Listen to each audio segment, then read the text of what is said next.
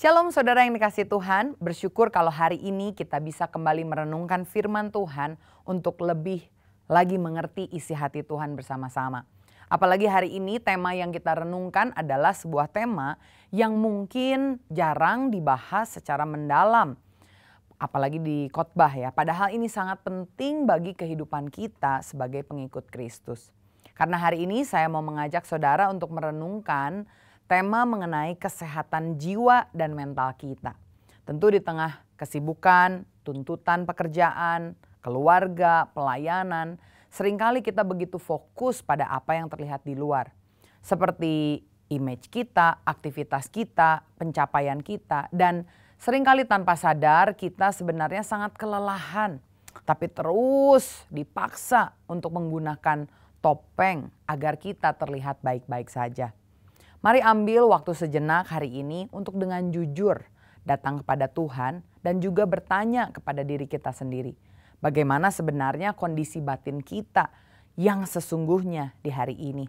Bagaimana kita mengelola tekanan, rasa lelah yang mendalam, kecemasan atau bahkan keputusasaan yang mungkin diam-diam sekarang kita sedang rasakan. Saya percaya kesehatan jiwa dan mental bukan hanya sekedar isu psikologis. Tetapi ini melibatkan aspek spiritual yang sangat penting. Karena kita akan melihat bagaimana Tuhan begitu peduli dengan keseluruhan diri kita. Yaitu roh, jiwa, dan tubuh kita. Dan karena itu kita mau melihat karya Tuhan dalam memulihkan kembali jiwa kita yang lelah. Pada bulan September 2019 ada sebuah berita duka yang sangat mengejutkan. Dan banyak orang terutama di komunitas Kristen yang kaget ketika mendengar seorang pendeta yang masih sangat muda yang melayani di Harvest Christian Fellowship bernama Jared Wilson, satu pemuda yang membantu penggembalaan 15.000 jemaat di California, meninggal karena ternyata dia bunuh diri. Dia meninggalkan istri dan 2 orang anaknya yang masih sangat kecil. Kalau kita lihat dari berita-berita yang ada begitu banyak orang yang menyesalkan kejadian tersebut. Apalagi Jared ini dikenal sebagai seorang yang sangat vokal menyuarakan isu kesehatan mental. Saya ingat bahwa dia dan istrinya bahkan punya sebuah program yang bernama Anthem of Hope yang ditujukan untuk membantu orang-orang yang bergumul dalam depresi dan juga dalam pemikiran-pemikiran untuk bunuh diri. Sangat disayangkan ya bagaimana seorang yang begitu bersemangat menolong orang lain dalam perjuangan itu akhirnya justru malah menyerah pada pergumulannya sendiri. Dan tentu dalam rasa duka dan simpati kita yang mendalam terhadap keluarga yang ditinggalkan, kita mau melihat kejadian ini untuk sekali lagi kita disadarkan bahwa pada kenyataannya pergumulan kesehatan secara jiwa dan mental itu nyata, itu ada. Dan ini bisa menimpa siapapun juga. Tapi sayangnya memang di lingkungan gereja saya sendiri melihat seringkali ada orang-orang yang merasa malu untuk membicarakan terutama pergumulan ini. Perasaan cemas, kelelahan jiwa atau yang kita seringkali sebut sebagai burnout atau bahkan depresi dan setiap kerapuhan mental lainnya seringkali dianggap tabu. Orang mungkin bilang, kok orang Kristen bisa depresi? Atau kamu pasti imannya kurang kuat. Masih hal-hal seperti itu, kata-kata seperti itu muncul dan bahkan ada di dalam pikiran kita. Padahal sekali lagi pandangan ini sebetulnya tidak tepat, sangat keliru dan berbahaya. Mengakui kerapuhan kita bukanlah tanda kelemahan iman, melainkan sebuah langkah di mana kita bisa menuju pemulihan yang Tuhan sediakan. Di dalam Alkitab saya melihat ada seorang nabi Tuhan yang bernama Elia. Dia adalah seorang yang begitu gagah berani membela Tuhan dengan iman yang begitu luar biasa di Gunung Karmel. Dia pada saat itu mengalahkan 450 nabi Baal. Tetapi setelah itu terjadi dalam kitab Raja-Raja yang pertama pasalnya yang ke-19. Kita menemukan Elia berada di bawah pohon arar dengan perasaan putus asa, bahkan keinginan untuk mati. Ternyata nabi besar seperti Elia bisa mengalami kelemahan spiritual dan penurunan kesehatan mental yang begitu parah. Dan dari peristiwa ini, sekali lagi kita diingatkan, hal ini bisa menimpa siapapun juga. Dan tetapi kalau kita melihat dan membedah 1 Raja-Raja 19, dari peristiwa ini pada akhirnya kita akan melihat satu kenyataan yang indah. Yaitu ternyata ketika Elia sedang tidak berdaya, Tuhan meresponi keadaannya dan memulihkan jiwanya. Sepanjang 1 Raja-Raja pasal 19, sekalipun kita tidak pernah menemukan bahwa Allah menghakimi Elia. Tuhan tidak pernah berkata, Elia kok kamu nabi bisa merasakan keinginan seperti ini? Elia iman kamu di mana sih? Tuhan tidak pernah sekalipun memarahi, menentang Elia karena apa yang dia rasakan. Sebaliknya Tuhan mendekati Elia dengan penuh kasih. Dia merawatnya dan memulihkannya.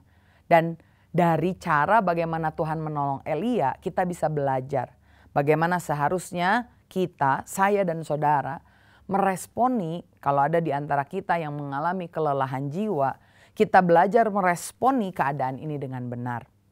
Ini yang dilakukan Elia. Yang pertama saya melihat dia jujur tentang kondisi jiwanya. 1 Raja-Raja 19 ayat yang keempat berkata demikian. Tetapi ia sendiri masuk ke padang gurun sehari perjalanan jauhnya. Lalu duduk di sebuah pohon arar. Kemudian dia ingin mati, katanya, cukuplah itu. Sekarang ya Tuhan, ambillah nyawaku. Sebab aku ini tidak lebih baik daripada nenek moyangku. Perhatikan saudara, langkah pertama yang Elia ambil adalah dia jujur. Elia tidak berpura-pura kuat. Dia tidak menyembunyikan keputusasaannya. Dia begitu lelah, begitu tertekan, sampai ketika dia berdoa, dia minta mati di hadapan Tuhan. Tetapi dia jujur di hadapan Tuhan tentang apa yang dia rasakan pada saat itu. Jelas ini kondisi yang sangat wajar. Karena kalau kita baca ayat-ayat sebelumnya, kita tahu bahwa saat itu Elia sedang diburu oleh Ratu Isabel yang hendak mematikan dan memusnahkan dia. Di posisi ini Elia memang dia adalah seorang nabi yang besar. Tetapi dia juga masih manusia biasa, sama seperti saya dan saudara. Dia bisa mengalami rasa takut, rasa kesepian, dia bisa merasa gagal, dan dia juga bisa begitu lelah. Tetapi dari apa yang dia rasakan, dia mengambil keputusan untuk bisa jujur. Dari sini kita belajar prinsip yang pertama, bahwa pemulihan harus dimulai dengan kejujuran. Jujur terhadap diri sendiri dan terutama jujur terhadap Tuhan. Sulit rasanya bagi kita untuk sembuh dari luka yang kita sembunyikan. Kita mungkin ingat ya saudara, ada seorang aktor film komedi yang bernama Robin Williams. Dia ini banyak memenangkan penghargaan dan salah satunya adalah Piala Oscar. Dia selalu berhasil membawa gelak tawa buat jutaan orang. Tapi sayang di balik senyum dan lucunya dia, ternyata bertahun-tahun dia bergumul melawan depresi yang berat. Dan dia juga mengalami kecanduan. Banyak orang yang akhirnya baru menyadari kedalaman luka yang dimiliki oleh Robin Williams ini ketika dia meninggal dunia secara tragis. Ternyata senyumannya adalah topeng yang menutupi kelelahan jiwanya. Dan sebagai orang percaya, mari kita belajar bahwa kita harus tahu Tuhan tidak akan pernah terkejut atau kecewa akan kejujuran kita. Lagi pula sebenarnya Tuhan tahu keadaan kita dan rindu untuk kita bisa jujur kepadanya.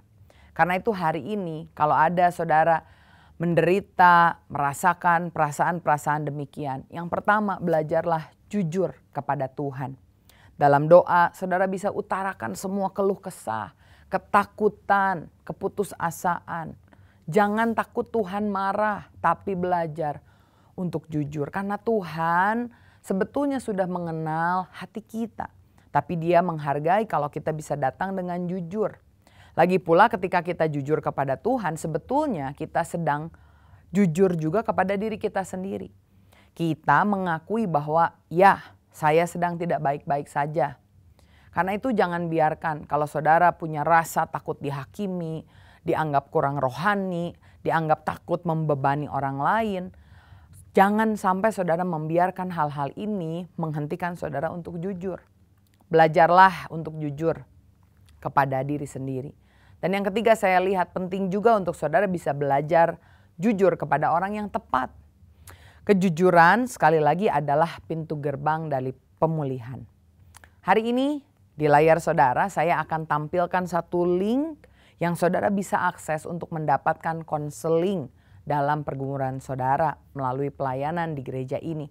Kami sangat terbuka dan rindu untuk bisa menolong saudara memulai langkah kejujuran.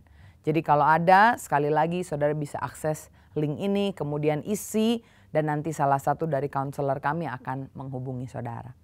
Hal pertama, menghadapi jiwa yang lelah adalah belajar jujur. Hal yang kedua yang kita temukan dalam kisah Elia adalah kita bukan hanya harus jujur, tapi kita juga harus jaga ritme hidup kita.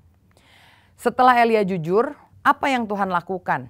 Apakah Tuhan langsung memberinya khotbah? Tidak. Ternyata di dalam 1 Raja-Raja 19 ayat 5-6 dikatakan, sesudah itu ia berbaring dan tidur di bawah pohon arar itu. Tetapi tiba-tiba seorang malaikat menyentuh dia serta berkata kepadanya, bangunlah, makanlah. Ketika ia melihat sekitarnya, maka pada sebelah kepalanya ada roti bakar dan sebuah kendi berisi air. Lalu ia makan dan minum, kemudian berbaring pula. Wah, luar biasa sekali ya. Tuhan tahu bahwa jiwa Elia yang lelah membutuhkan pemulihan fisik terlebih dahulu. Karena itu Tuhan bahkan mengutus malaikatnya untuk memberi Elia makanan. Kita kira biasanya kan pelayanan malaikat hanya di saat-saat yang spektakuler, yang besar. Misalnya seperti perang, memberi tulah, membelah laut dan lain-lain.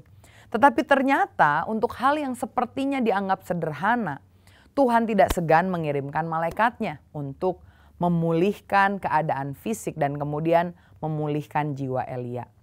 Lagi pula di ayat 7-8 dikatakan kembali, tetapi malaikat Tuhan datang untuk kedua kalinya dan menyentuh dia serta berkata, bangunlah, makanlah, sebab kalau tidak perjalananmu nanti terlalu jauh bagimu. Ayat ke-8 dikatakan maka bangunlah Elia lalu makan dan minum. Dan oleh kekuatan makanan itu ia berjalan 40 hari 40 malam lamanya sampai ke gunung Allah yakni Horeb. Lihat ya saudara, bukan hanya satu kali Tuhan mengirimkan malaikat untuk menolong. Tetapi 2 kali Tuhan mengirimkan malaikatnya untuk menolong Elia lagi. Jelas ini adalah tindakan perawatan ilahi. Dan dari sini kita melihat prinsip bahwa kesehatan mental dan fisik itu saling terkait erat. Dr. Mieko Kamiyama, seorang dokter yang meneliti kesehatan mental di Jepang, dalam studinya dia pernah berkata dan menemukan bahwa ada begitu banyak pasien yang mengalami krisis jiwa atau bahkan ingin bunuh diri. Sebetulnya mereka sedang mengalami apa yang dia sebut sebagai kehilangan ritme, pola, irama, dan tujuan hidup. Hal-hal ini kelihatannya sepele ya. Seperti misalkan terlalu banyak bekerja, jarang beristirahat, tidur tidak teratur, banyak bergadang, lupa makan makanan yang instan, bekerja berlebihan, tidak pernah ambil liburan. Hal-hal tersebut ternyata bisa memperburuk kondisi jiwa seseorang secara signifikan. Karena itu saudara jangan pernah meremehkan kebutuhan dasar tubuh kita. Salah seorang pendeta yang saya pernah temui pernah memberikan nasihat kepada saya. Dia bilang, remember we are naturally supernatural.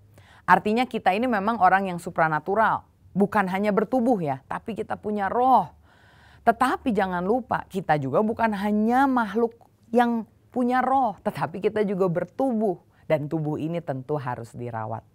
Karena itu di tengah kesibukan, di tengah pekerjaan, pelayanan, tuntutan hidup yang lain, jangan korbankan hal-hal yang terlihat sederhana seperti tidur atau beristirahat. Atau bahkan ada beberapa di antara kita yang menganggap istirahat itu dosa, tidak produktif.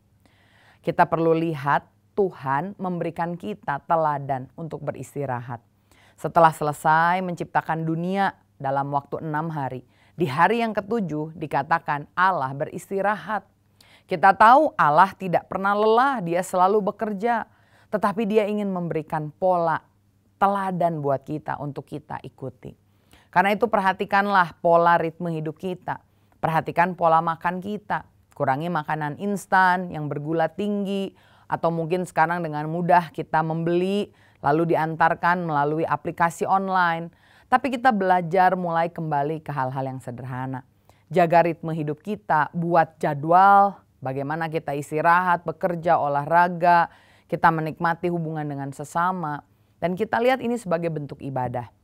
Bentuk pengelolaan bait Roh Kudus yang Tuhan percayakan pada kita. Dari Elia kita belajar untuk jujur. Dari Elia kita belajar untuk bisa jaga ritme kehidupan. Dan dari Elia kita juga diingatkan yang ketiga untuk menjalin keintiman dengan Tuhan. Karena kita lihat setelah Elia dipulihkan secara fisik, Tuhan membawanya ke Gunung Horeb, yaitu Gunung Allah. Dikatakan oleh 1 Raja-Raja 19 ayat 11-12. Lalu firman-Nya, keluarlah dan berdiri di atas gunung itu di hadapan Tuhan. Maka Tuhan lalu, angin besar dan kuat yang membelah gunung-gunung dan memecahkan bukit-bukit batu mendahului Tuhan. Tetapi Tuhan tidak ada di dalam angin itu. Dan sesudah angin itu datanglah gempa. Tetapi firman Tuhan berkata tidak ada Tuhan dalam gempa itu. Dan sesudah gempa datanglah api. Tapi sekali lagi dikatakan Tuhan tidak ada dalam api itu. Dan sesudah api itu barulah datang bunyi angin sepoi-sepoi basah. Dan di situ ternyata Tuhan hadir. Ini menunjukkan bahwa kita perlu diingatkan sekali lagi bahwa Tuhan hadir dan berbicara ketika dia berbicara kepada Elia. Bukan dalam hingar-bingar tetapi dalam keheningan. Dalam versi King James Version dikatakan ada a still small voice, suara kecil yang begitu lembut. Apa artinya? Ini mengacu pada momen yang intim secara pribadi dengan Tuhan. Dan dalam keintiman yang tenang dengan Tuhan, Dia memulihkan jiwa kita dan Dia memberikan kita arahan yang baru. Seringkali kita merasa, wah kalau kita mau memulihkan jiwa kita, kita perlu hadir dalam KKR besar. Atau bahkan didoakan, ditumpang tangan oleh pendeta besar untuk kita bisa pulih. Padahal pemulihan sejati, saudara, itu seringkali ditemukan bukan dalam kebisingan aktivitas atau kemewahan pelayanan. Tapi justru dalam keheningan, dalam perjumpaan pribadi kita dengan Tuhan. Seringkali orang bingung dan berkata, saya sudah rajin ke gereja setiap minggu. Saya selalu ikut pelayanan, ikut ini, ikut itu. Tapi aneh ya, kenapa saya hatinya terasa hampa, terasa kosong, bahkan terasa lelah. Seringkali ternyata kesibukan membuat kita kehilangan apa yang kita sebut sebagai waktu teduh. Di mana kita berdiam diri, kita berdoa, kita membaca firman secara pribadi. Dan disitulah kita bisa mendengarkan suara Tuhan. Yang kita semua butuhkan bukanlah lebih banyak aktivitas rohani atau pelayanan yang sibuk. Itu baik saudara untuk melayani, untuk bisa melakukan kegiatan-kegiatan yang rohani.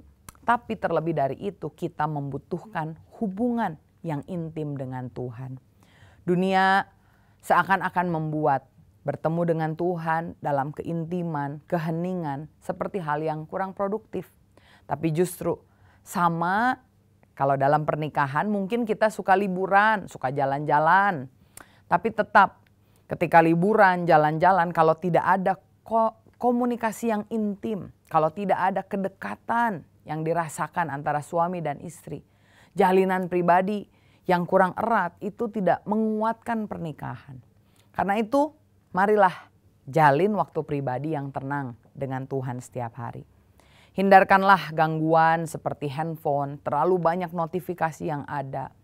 Kalau perlu boleh saudara ambil cuti 1 atau 2 hari. Tujuannya bukan untuk mengunjungi tempat yang lain tapi hanya untuk berdiam di hadapan Tuhan.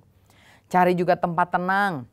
Ini bisa tempat khusus atau mungkin bagian rumah tertentu di mana kita bisa fokus, kita buka hati kita dengarkan suaranya yang lembut. Dan saya percaya di sanalah kekuatan ada.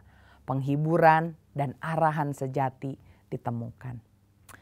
Jujur, jaga ritme hidup, jalin hubungan yang intim dengan Tuhan. Dan yang keempat, saya lihat dari kisah Elia, kita melihat pentingnya untuk jumpa dengan kawan. 1 Raja-Raja 19 ayat 10-14 berkata, segera sesudah Elia mendengarnya, ia menyelubungi mukanya dengan jubahnya, lalu pergi keluar dan berdiri di pintu gua itu. Maka datanglah suaranya kepadanya dan berbunyi, apakah kerjamu di sini, hai Elia? Jawabnya, aku bekerja segiat-giatnya bagi Tuhan Allah semesta alam. Karena orang Israel meninggalkan perjanjianmu, meruntuhkan mezbah-mezbahmu dan membunuh nabi-nabimu dengan pedang. Hanya aku seorang dirilah yang masih hidup dan mereka ingin mencabut nyawaku. Kita melihat dari perkataannya Elia, salah satu sumber keputusasaan Elia adalah perasaan sendirian. Dalam ayat yang tadi kita dengarkan, ada perkataan. Dia bilang, aku ini tinggal seorang diri Tuhan. Dan jelas di sini Elia merasa kesepian. Dia merasa menjadi satu-satunya orang yang setia dan berjuang bagi Tuhan. Tapi apa jawaban Tuhan? Kalau kita lihat ayat 18 dikatakan, tetapi aku akan meninggalkan 7.000 orang di Israel. Yakni semua orang yang tidak sujud menyembah kepada Baal. Yang mulutnya tidak mencium dia. Tuhan memberitahu Elia satu kenyataan penting bahwa Elia tidak sendirian. Ternyata ada ribuan orang lain yang sama setianya seperti Elia. Memang saudara, perasaan terisolasi, perasaan sepi ini adalah musuh besar bagi kesehatan jiwa kita. Karena kita diciptakan oleh Tuhan sebagai makhluk sosial yang saling membutuhkan. Karena itu ingat, kesepian dapat menjadi beban bagi jiwa kita.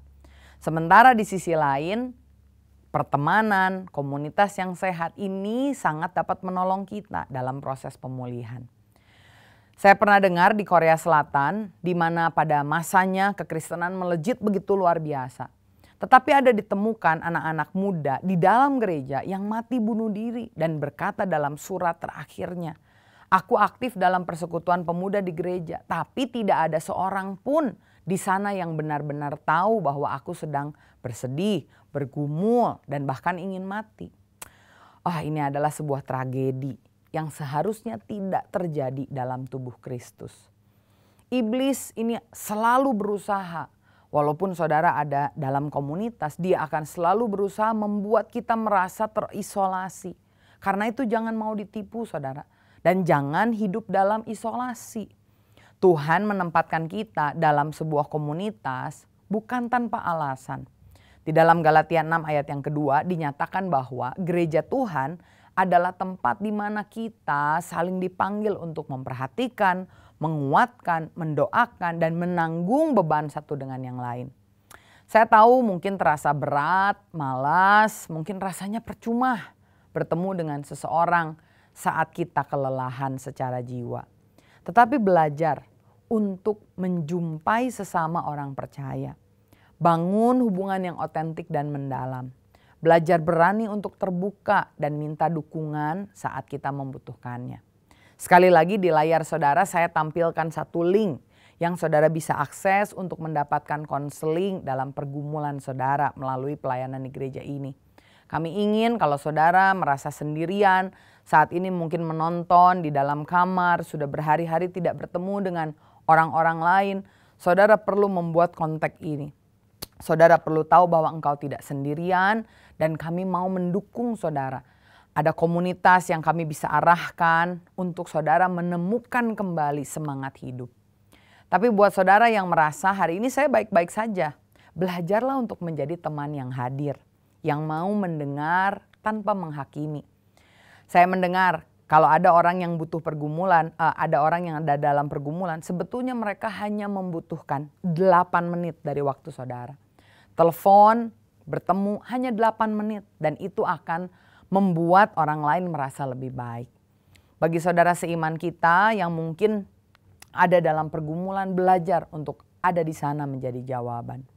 Saya percaya komunitas yang sehat adalah jaring pengaman dari Tuhan yang membuat kita bisa sama-sama dikuatkan.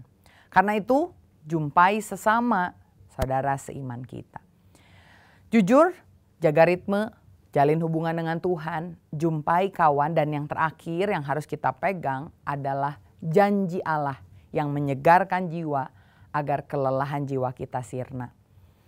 Kalau kita lihat setelah Tuhan merawat Elia secara fisik, dia merawat secara emosional, secara spiritual, dia juga diingatkan bagaimana Elia tidak sendirian. Terakhir Tuhan menyuruhnya untuk tidak pensiun. Ternyata Tuhan memberikan kepadanya satu tugas yang baru. 1 Raja-Raja 19 ayat 15 sampai 16 berkata, firman Tuhan kepadanya, pergilah, kembalilah ke jalanmu melalui padang gurun ke Damsyik. Dan setelah engkau sampai, engkau harus mengurapi Hazael menjadi raja atas Aram. Juga Yehu, cucu Nimsi, haruslah kau urapi menjadi raja atas Israel. Dan Elisa bin Safat dari Abel Mehola haruslah kau urapi menjadi nabi untuk menggantikan engkau. Tuhan bukan hanya memulihkan Elia, tetapi ia juga memberinya harapan dan tujuan yang baru. Tuhan kembali menegaskan, hei Elia, kamu ini masih punya banyak tugas, hidupmu ini masih bermakna, masih ada rencana Tuhan yang belum selesai bagimu. Dan ini membuat roh dan jiwa Elia kembali kuat.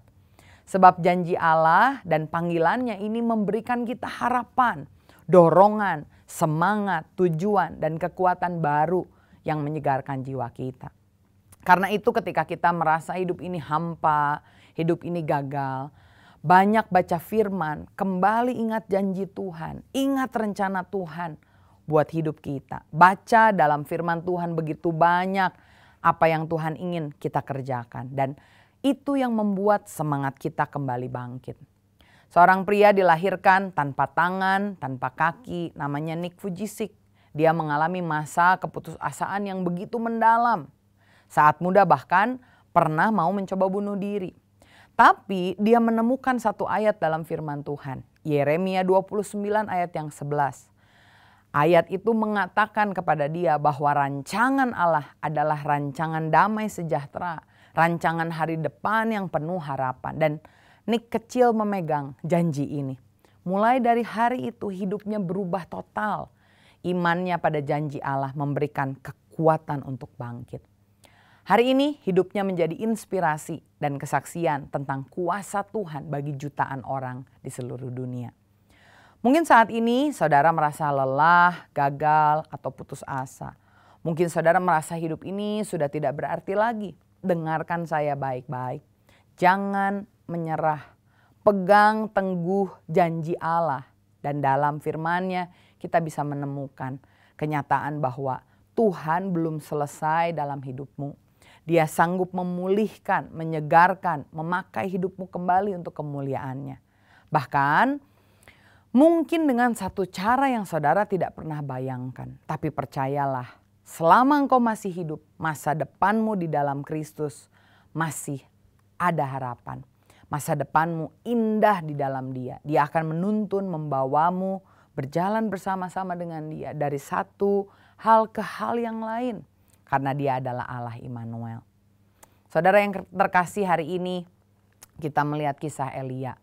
Ini adalah pengingat yang kuat bagi kita bahwa Tuhan sangat peduli kepada kesehatan jiwa dan mental kita. Dia memahami kelelahan kita, keputusasaan kita, dan kerapuhan kita. Dia tidak menghakimi, melainkan menawarkan pemulihan dengan penuh kasih. Dan saya percaya sebagaimana Tuhan menolong Elia, Dia juga ingin menolong saya dan saudara melalui kebenaran yang kita pelajari. Jujur tentang apa yang kita rasakan. Jaga ritme dari hidup kita. Jalin keintiman pribadi dengan Tuhan setiap hari. Jumpai kawan dalam komunitas yang saling mendukung. Dan pegang janji Allah yang memberi harapan dan tujuan baru. Saya menutup dengan ayat yang dikatakan oleh Yesus di dalam Matius 11 ayat yang ke-28. Marilah kepadaku semua yang letih lesu dan berbeban berat. Aku akan memberikan kelegaan kepadamu. Semua yang letih lesu, jiwa yang lelah tidak Tuhan usir. Tapi justru Dia mengundang untuk kita berteduh, dipulihkan, bertemu di dalam Yesus Kristus Tuhan kita. Saya berdoa biar jiwa kita selalu sehat dan kita dipulihkan oleh karena kemurahan Tuhan. Amin. Mari kita sama-sama tundukkan kepala, kita berdoa. Bapa, mengucap syukur buat hari ini. Apapun kondisi dan keadaan kami, kalau mungkin hari ini kami sedang ada dalam situasi perasaan di mana kami putus asa. Bahkan kami sempat berpikir untuk bunuh diri, Tuhan. Ampuni kami ya Tuhan. Kami melihat bagaimana Engkau peduli tentang hidup kami. Engkau melihat bagaimana Elia yang pernah dalam waktu hidupnya putus asa, juga ingin mati. Engkau selamatkan, bahkan Engkau perbaharui jiwanya sehingga dia bisa terus mengerjakan rencanamu. Lakukanlah hal yang sama dalam hidup kami Tuhan. Jadilah Tuhan yang menyegarkan jiwa kami, membangkitkan semangat kami yang patah, dan biarkan kami bisa hidup kuat, bertahan, bahkan menang dan memuliakan Allah. Terima kasih ya Bapa, Roh Kudus materaikan firman-Mu dalam hati setiap anak-anak-Mu, sehingga benar Tuhan melalui firman ini kami sama-sama dikuatkan. Terima kasih Bapa, kami serahkan semuanya ke dalam tangan-Mu. Hanya di dalam nama Tuhan Yesus Kristus kami berdoa dan mengucap syukur. Haleluya. Amin. Tuhan Yesus memberkati dan tetap semangat.